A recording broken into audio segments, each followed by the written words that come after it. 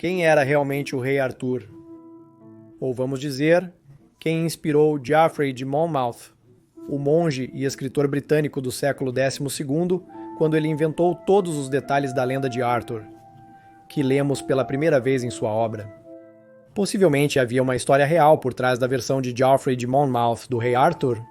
Eu já fiz um vídeo sobre o rei Arthur, mas agora gostaria de me aprofundar em uma teoria particularmente interessante sobre o rei Arthur.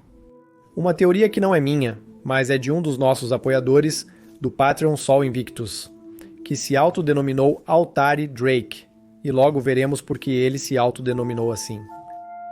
No meu vídeo anterior sobre Arthur, passei muito tempo falando sobre a influência romana tardia e britônica precoce na lenda de Arthur, e que havia uma infinidade de diferentes romanos, romano-britânicos e até reis ou príncipes galeses que poderiam ter servido de base para a lenda de Arthur. Mas agora quero apresentar essa visão alternativa e, na minha opinião, realmente fascinante do nosso membro do Sol Invictus, Altari Drake. Na visão dele, a origem da lenda de Arthur não está na Grã-Bretanha, mas na Itália. E eu sei o que você está pensando, vamos falar sobre como diabos essa história teria migrado da Itália para a Grã-Bretanha. Essa história começa com o reinado do rei lombardo Altari, que reinou no final do século VI na Itália. Lembramos que os lombardos invadiram a Itália sob o comando de seu rei Alboin, no ano de 568, e nos anos seguintes conquistaram essas terras que anteriormente eram mantidas pelos romanos orientais sob o comando de seu imperador Justiniano, destruindo assim o reino ostrogótico que existia na Itália antes disso.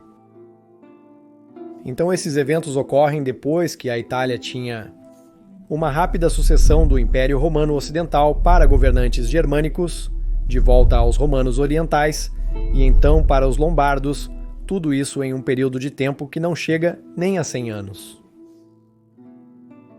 Alboin reinou na Itália por apenas 4 anos, tendo sido assassinado em 572 por um certo Peredeu, muito provavelmente instigado por uma trama dos romanos orientais, que estavam realmente infelizes em ver os lombardos invadindo a Itália. O próximo rei lombardo foi Clef, que também foi assassinado após apenas 13 meses de reinado e novamente, provavelmente, os romanos estavam por trás disso, e portanto começou um longo interregno, de 10 anos em que os lombardos não tinham rei. E é nesse tempo que a história de Altari começa. Altari foi eleito rei dos lombardos quando ainda era jovem. Dizia-se que ele tinha cabelos loiros como o rei Arthur e foi eleito para ser rei dos lombardos após um interregno de 10 anos por um grupo de nobres lombardos. Então, basicamente, Altari uniu o reino de Alboin após um interregno. Agora, curiosamente, Arthur uniu as terras de Albion após um interregno. Alboin e Albion, isso é apenas uma diferença de 2 letras trocadas. Arthur lutou contra sua irmã malvada, Morgan Le Fay, que às vezes também é chamada de Morgana. Agora, por outro lado, Altari e seu sucessor lutaram contra os Avars sob o comando de seu rei Organa. Agora, a palavra Avar, em Old Norse, se traduz para Alfar, que seria traduzida como elfo na língua inglesa. Elfos e fadas eram palavras intercambiáveis naquela época, e assim Organa ou Eivor seria transformado em Morgana o elfo ou Morgan a fada, que então, é claro, é Morgan Le Fay. Isso já é fascinante, há muitas outras semelhanças. Peredil, o guerreiro que assassinou Alboin, é nesta teoria muito provavelmente de onde obtemos o nome inicial para o cavaleiro arturiano Percival, porque ele era chamado nos primeiros dias de Peredur, que soa interessantemente semelhante a Peredeu. Da mesma forma, havia um duque entre os lombardos chamado Ewin, e é daí que vem a inspiração para o cavaleiro arturiano Ewain. Merlin é comumente conhecido por ter sido inspirado por São Ambrósio. Também descobrimos que, embora não exista um Camelot, houve um tratado de Andalote em 587, assinado naquela cidade de Andalote, no então Reino Franco, que estava em vigor enquanto Altari reinava na Itália, de AD 580 e 4 a 590. Agora, de onde viria a palavra Excalibur? Bem, Altari possivelmente se deu o título de Rex Calibria após conquistar a região da Calibria na Itália. E ao longo dos séculos, Rex Calibria se tornou Excalibur. A esposa de Altari, Teodelinda, também é de grande importância. Sua devoção à fé católica lhe rendeu a coroa de ferro da Lombardia, que lhe foi dada pelo Papa Gregório, o Grande, e disse ter sido forjada com o prego da verdadeira cruz. O cálice de safira, do qual ela bebeu, remonta ao I século, e isso pode muito bem ter sido identificado naquela época como o Santo Graal. No entanto, o cálice provavelmente não era feito de safira, mas de vidro azul romano, que teria sido um material mais barato no I século. O que dá credibilidade a isso é que o cálice de safira foi doado à Catedral de Monza por Teodelinda, ela mesma como se fosse uma relíquia, pouco depois de ser usado por ela em seu casamento com seu segundo marido Agilulf, sucessor de Altari. É assim que a lenda do Santo Graal pode ter se originado.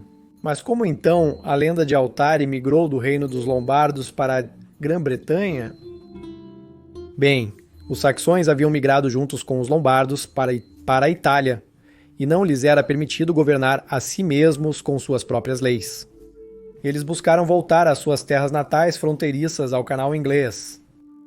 É evidente que eles teriam contatado seus familiares, os saxões da Grã-Bretanha, e assim, por essa interação, e provavelmente muitos saxões migrando para a Grã-Bretanha eles mesmos. Os eventos testemunhados por eles na Itália. Enquanto com os lombardos, assim se tornaram transplantados para a lenda britânica. O rei que uniu as terras de Albuin se tornaram o rei que uniu as terras de Albion. Também é provável que Geoffrey de Monmouth soubesse sobre Altari. Isso parece muito provável, não apenas na maneira como ele descreve o rei Arthur, ou seja, sua juventude, aparência e circunstâncias quando se tornou rei, mas também porque ele escreveu que este Arthur lutou contra um romano chamado Lucius Tiberius. E curiosamente, pouco antes de Altari se tornar rei dos Lombardos, o imperador romano oriental Tiberius II reinou, o que soa interessantemente semelhante para Lucius Tiberius, e é bastante claro que Altari também lutou contra os romanos orientais, expandindo seu reino lombardo e conquistando terras anteriormente detidas pelos romanos orientais. Então, para resumir, aqui estão algumas das fascinantes semelhanças entre a história de Altari e o Legendarium do rei Arthur. Altari, cabelo loiro e jovem, unindo as terras de Albuin após um interregno, trazendo uma era dourada para seu reino. Arthur, loiro e jovem, unindo as terras de Albion após um interregno, trazendo uma era dourada para seu reino. Morgana Eivor, Morgana a Fada, Morgan Le Fay, Albuin, Albion, Andalote, Camelot, Merlin ou Emrys, Santo Ambrose, Rex Calibria, Excalibur, Ewin, Iwain, Peredeu, Peredur ou Percival. Dagobert, um rei franco da época de Altari, se tornaria Dagonet, um cavaleiro arturiano menos conhecido. A ilha de Comacina pode ter servido como possível inspiração para Avalon, já que Altari conquistou a ilha dos romanos e dizia-se que os lombardos encontraram muitas riquezas na ilha C. O cálice de safira de Teodolinda provavelmente teria se tornado o Santo Graal. Tibério II teria se tornado Lucius Tiberius. Eu, pessoalmente, acho a teoria de Altari muito interessante e muito convincente porque é uma teoria não padrão e não óbvia, e muitos nomes, lugares e até eventos parecem combinar. Então, eu realmente posso imaginar que Geoffrey de Monmouth, o pai da lenda de Arthur, se quiser, foi inspirado por esses eventos, essas histórias, que haviam migrado com os saxões lombardos para a Gronta Grã-Bretanha e que lá haviam sido misturados com heróis romanos tardios ou britânicos primitivos.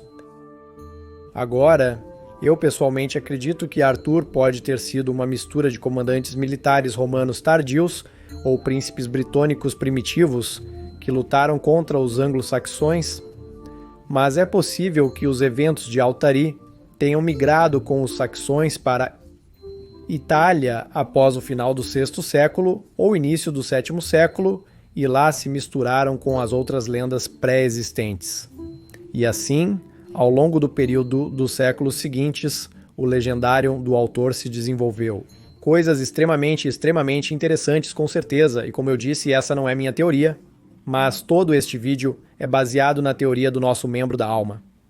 Invictus Altari Drake, então um grande agradecimento a Altari Drake por me dar a inspiração para fazer este vídeo e apresentar esta teoria altamente fascinante como um membro da alma Invictus.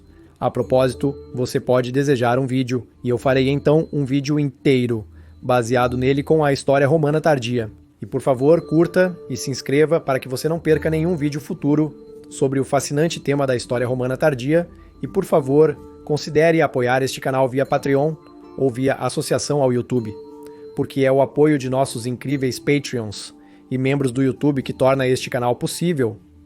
Você teria minha mais profunda gratidão. Gostaria de agradecer a todos, sério, a todos que estão apoiando maiorianos de qualquer forma, seja através do Patreon, através de uma associação ao YouTube, através de uma doação pelo PayPal ou simplesmente assistindo. Obrigado por apoiar maiorianos para que possamos manter este canal sobre a história romana tardia. E se você quer aprender mais sobre a lenda arturiana, assista ao vídeo no canto superior direito. Mas se você quer aprender mais sobre como a vida na Grã-Bretanha pode ter sido após ser abandonada pelos romanos, você pode assistir ao outro vídeo no canto inferior direito. Agradeço novamente a todos os amigos da história romana, Gratias Tibiago e Beni Valete,